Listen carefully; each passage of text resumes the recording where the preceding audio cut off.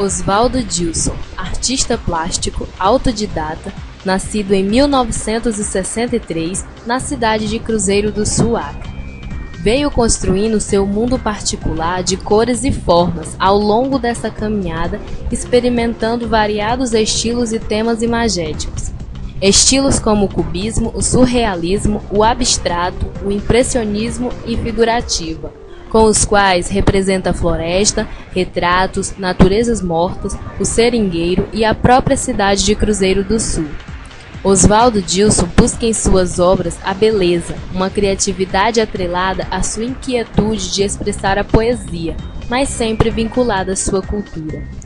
A busca é ainda uma constante na alma desse artista, mas essa volubilidade não diminui o seu valor artístico. Ao contrário, confirma sua força criativa, que é estimulada por um sentimento inquieto de querer expressar poeticamente, por meio de diferentes estilos, os elementos participantes da sua história, do seu cotidiano. E ainda, como uma extensão da sua paixão pelo belo, representado bidirecionalmente, Oswaldo vai buscar por emoldurá-lo. É então quando surge o seu prazer pelas molduras. Gosto esse que o leva a pesquisar o emprego destas que melhor se adeque esteticamente aos temas e estilos de um quadro, ou mesmo de uma fotografia. Bom, estamos aqui para realizar uma entrevista com o artista plástico Oswaldo Dilson. Boa tarde, Oswaldo. Eu sou Regino. Sou César. Eu sou Elciane. Sou Oswaldo. Eu sou Arnaldo. Bom, Oswaldo, quando você descobriu que tinha aptidão para essa modalidade? Na verdade, é um dom que Deus me deu. Eu já nasci com essa aptidão para a arte. Desde o primário, quando eu me entendo por gente, na sala de aula, eu sempre fui aquele aluno que se destacou como desenhista, a pessoa que sempre desenhou na sala de aula. Inclusive, era explorado pelos colegas. Um trabalho de aula que levava, que tinha que fazer, elaborar qualquer tipo de desenho, qualquer tipo de projeto, só sobrava para o Oswaldo. E foi aos 10 anos, 12, 13, 14 anos de idade, eu sentia a necessidade de fazer algo diferente. Naquele tempo era muito difícil, né? Não tínhamos internet, acesso a livros era muito difícil, né? Do super isolamento nosso, geográfico. E aos poucos eu fui descobrindo, eu comecei a pintar com tinta, de pintar a camisa, né? E eu achei que podia. E a partir daí eu descobri que eu tinha esse dom também, não só para desenho, mas para pintura. E você desenvolve outra habilidade artística além da pintura dela? Na verdade, a arte ela faz parte da minha vida sempre. Como a pintura e o desenho, as outras coisas acompanham. Por exemplo, o meu trabalho aqui na vidraçaria, o que me levou a montar a vidraçaria era justamente a situação de eu ter que elaborar as próprias molduras para os meus quadros. Já que a moldura também é uma forma de arte, você tem que elaborar que tipo de moldura é adequado para que estilo de pintura. E também, como o Cruzeiro do Sul, isoladamente, difícil, a dificuldade que nós tínhamos, eu passei a fazer minhas próprias molduras e descobri sozinho que existia outro tipo de molduras que eu poderia utilizar nos meus quadros, já que aqui em Cruzeiro do Sul ninguém fazia. E eu comecei a elaborar minhas molduras em casa e as coisas cresceu, tanto que hoje eu estou com a vidraçaria. Porém, na hora de eu montar um negócio, você já muda de situação, você não pode trabalhar só pensando na arte. É um negócio que você gera emprego, então você precisa pagar as dívidas, né? Já que eu estava gerando emprego, só a moldura não se pagava. Passei a trabalhar com a vidraçaria também, porque geralmente ela anda em conjunto. Aí é aquele espírito empreendedor, que eu também, eu acho que é coisa, questão familiar, né? E eu descobri aos poucos que eu também tinha esse dom que meu pai sempre teve. Eu digo, para concorrer, eu tenho que entrar com a concorrência, que é bem mais forte que eu, mas apresentando um produto diferenciado, não só colocando vidro em casa. E a partir daí eu passei a trabalhar também com jateamento, lapidação em vidros, nós fazemos troféus, a gente trabalha o vidro, além do vidro comum, temperado e que a gente corta para a porta e imóveis, nós elaboramos móveis e objetos, fazendo arte com vidro também. Legal. O que você mais retrata em suas obras de arte? É engraçado. Tinha um crítico de arte da Folha de São Paulo, amigo do meu irmão, ele veio e me procurou por orientação dele, e olhou os meus quadros e falou que estava bem, eu pintava melhor do que muitos colegas dele que fizeram belas artes, né? Eu sou autodidata. E ele me orientou que eu teria que seguir um ritmo, ou seja, ter minha fase, tipo Fábio Castro teve a fase azul, né? Cada artista tem as suas fases. Então eu teria que pintar alguns quadros num certo estilo, depois eu poderia mudar. Tentei fazê-lo, né? Mas só que eu não consigo. Eu lembro que eu tentei pintar um quadro abstrato, pintei o segundo, já não gostando muito, e no terceiro ele não saiu. Então, a minha arte é engraçada, ela navega de acordo com a correnteza. Então, eu faço de acordo com a correnteza, então de acordo com o meu estado de espírito. Eu pinto o que vem na cabeça, a minha vontade. Já aconteceu de eu pintar um quadro abstrato, ou um cubista, e logo após eu terminar, eu acho que, eu achando que eu tinha feito aquilo com facilidade, eu ia conseguir fazer o outro. Não, comecei e não consegui terminar. Então, para mim, eu navego, eu falo assim, eu navego por todos os estilos. Porque eu pinto abstrato, do cubismo, surrealismo, impressionismo, que é um estilo que eu gosto bastante. Também pelo realismo da nossa região. A variedade. A variedade. O que vem da vontade. E o mais incrível, a parte mais difícil da pintura é me deparar em frente a uma tela em branco. É iniciar uma pintura. Apesar de saber o que eu vou fazer, as primeiras pinceladas é difícil. Eu comparo o artista quando ele vai para o palco, né? Quando ele pega o microfone na hora de entrar e fica nervoso. Por incrível que pareça, eu me sinto assim. Você fez algum curso específico ou profissionalizante nesta área? Não, eu acabei até de falar, né? Eu sou autodidata, é um dom que Deus me deu e que ao longo dos anos eu tentei melhorar, tentei adquirir mais conhecimentos nas diversas áreas, nas diversas correntes de pintura, né? Movimentos, como o cubismo, o expressionismo, né? O realismo, os surrealistas, eu gosto bastante. E a partir do momento que eu passei a me familiarizar melhor com esse movimento, eu passei a saber o que é que eu estaria fazendo, o que é que eu estaria pintando. Porque antes, era incrível, eu não sabia o que eu fazia, eu simplesmente pintava por pintar, porque era um dom, era uma coisa que vinha de dentro. O que me ajudou bastante, inclusive, foi a vinda da faculdade, da Universidade Federal do Acre para Cruzeiro do Sul. Por isso eu fui da primeira turma. E só tinha letras, vernáculos em inglês, e eu não fazia letras, não tinha que fazer mesmo, fiz letras, entrei na primeira turma. Não era uma coisa que eu queria, mas me ajudou bastante na parte da arte, que a gente estudava todos os movimentos, pouca coisa, mas você tinha que ver. E isso, a partir do momento que eu comecei a estudar, eu me interessei mais, porque eu sabia, olha, eu estou pintando um quadro abstrato. Porque antes eu pintava, mas não sabia o que era. Mesmo por causa da distância, o isolamento da região, nós não tínhamos acesso praticamente a livros, internet nem pensar, televisão mostrava muito pouca coisa, né? Então, hoje não. Após a faculdade, eu passei a saber realmente o que eu estava fazendo e o que eu queria fazer.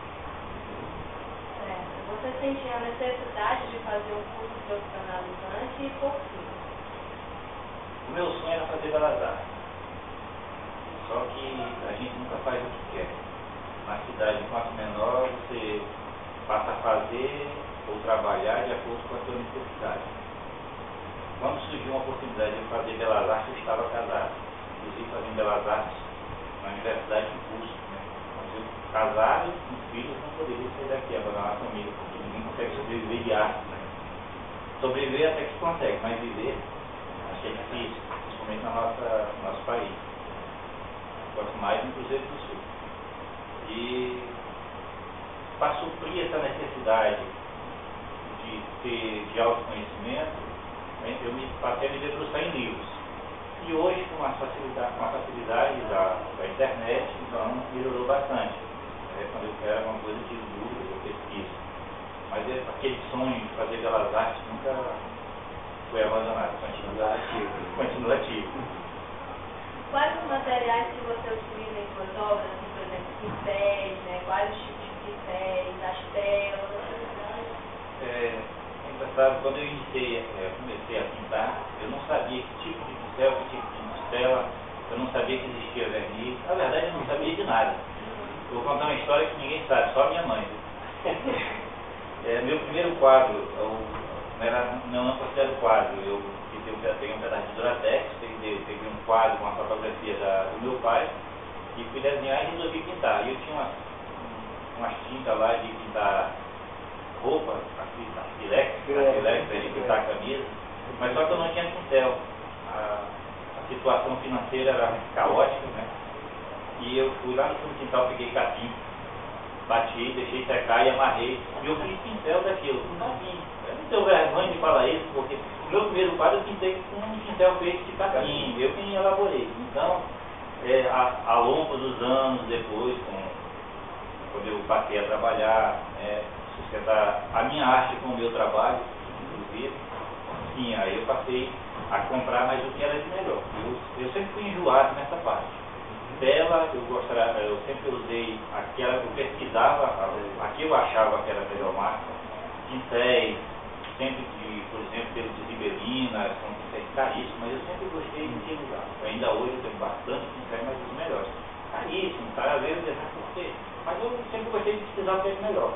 E isso é uma coisa minha.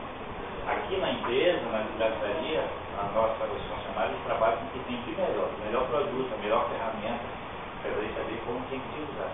Porque eu acho que para você ter um bom produto, ter uma finalização adequada, de acordo com o que você quer mostrar para o cliente, você tem que trabalhar com a melhor ferramenta para você disponibilizar dar o melhor de si.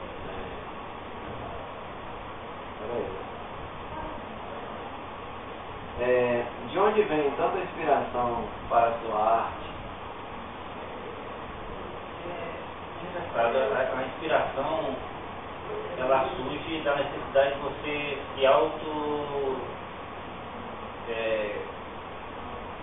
colocar para fora, como é que eu posso falar assim?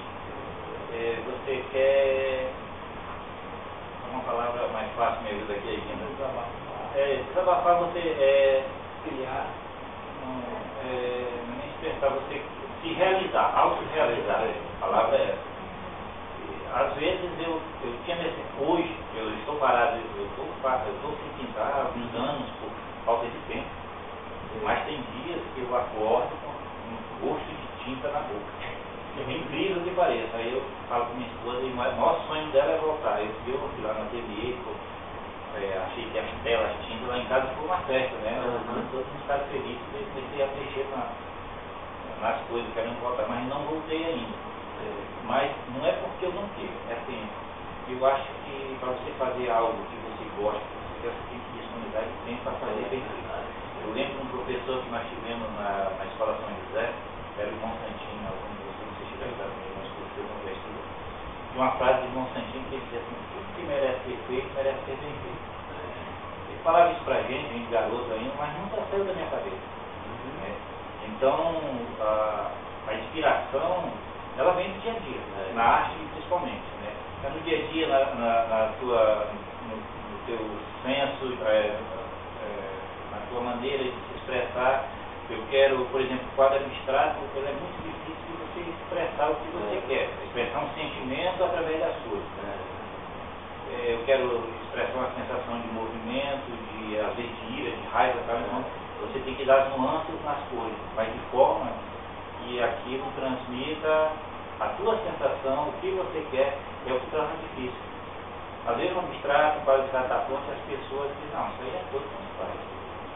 Até você conseguir fazer aquilo, achar que o artista expressou o que ele quer, é difícil. A minha maneira de pensar, eu não sei outros. Nas minhas exposições chegavam pessoas que queriam dar, que é engraçado nas minhas exposições, que as pessoas querem dar uma ideia ou um tema concreto com um quadro abstrato. Ah, não, aqui eu estou vendo isso, é igual quando você está olhando para as nuvens, né? Eu estou vendo carneirinho, eu estou vendo isso, né? Não tem nada lá.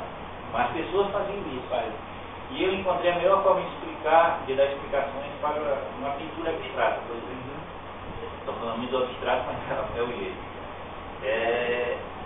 A mesma forma que o artista usa a música instrumental, só os acordes,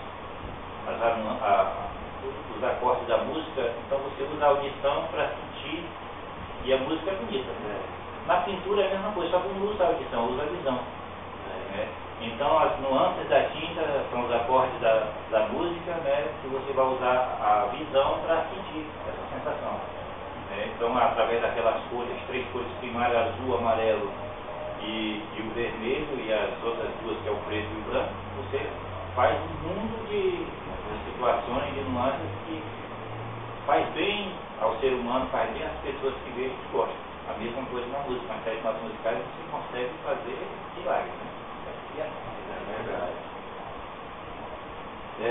A sua arte, ele sustenta financeiramente? Engraçado, nunca. O meu trabalho sustentava a minha arte. Eu tive que trabalhar para sustentar a arte. É engraçado que eu sempre vendi meus quadros. Hoje tem um ditado popular que fala que casa de ferreiro, espeto de pau. Lá em casa do mesmo jeito, eu não tenho mais um quadro mesmo. Eu que tinha já levado, eu tive que doar porque eu também não podia vender. Mas eu sempre vendi meus quadros. Mesmo eu sempre vendendo meus quadros, eu não conseguia sustentar a arte. Eu vendia, comprava material e uma coisa e outra, mas sempre faltava para algo mais. Né? Eu não conseguia vender pelo preço que eles realmente faziam. Eu tinha uma coisa, um quadro, toda a obra que eu fazia era como se fosse um filho. Por mim eu nunca venderia, estaria todos comigo. Por necessidades, inclusive financeiras, e você ter que expandir, né, e mostrar o seu trabalho, eu tinha que vender. Mas sustentar a arte me sustentar, principalmente no Cruzeiro do Sul. Né? No Brasil já é difícil, né? Poucos artistas conseguem não viver, mas sobreviver de arte. Osvaldo, com relação às suas obras, você é autocrítico? Sim, eu sempre fui muito autocrítico com as minhas obras, né? Como eu sou com tudo que eu faço. Eu costumo falar que eu nunca consegui terminar um quadro. Um quadro sempre fica inacabado. Eu acho que a partir dali está bom, eu posso passar ele para frente. Porque se eu for querer acabar uma obra de arte, todo dia que eu vou, toda semana que eu voltar para ela, sempre vou ter que dar uma pincelada e dar um retoque. E essa questão de eu ser autocrítico, eu nunca parar de assim, eu gostei desse quadro. Tem gente que diz, olha, o quadro é lindo, é maravilhoso, é engraçado. Eu sempre acho que falta algo mais. Apesar de eu dar tudo de mim para fazer o melhor, mas eu sempre acho que falta algo para mim terminar aquela obra. E eu passo ela para frente, mas achando, se eu pudesse não assinar, ou então só metade da assinatura, para dizer assim, olha, faltou acabar. Então coloca lá, iniciado em tanto que tanto, terminado em 2 pontos. Ficaria então é isso, eu sou muito autocrítico, eu nunca consegui terminar realmente o quadro. Apesar de eu assinar no final, mas psicologicamente eu sei que eu nunca terminei. Como você vê a questão da aceitação plástica, das artes plásticas em nossa cidade? Hoje o Cruzeiro do Sul melhorou bastante, até que eu comentei antes, né, com a vinda da universidade para o Cruzeiro do Sul. Inclusive por parte das nossas escolas, os professores passaram a ter uma faculdade, né, um terceiro grau para poder dar aula.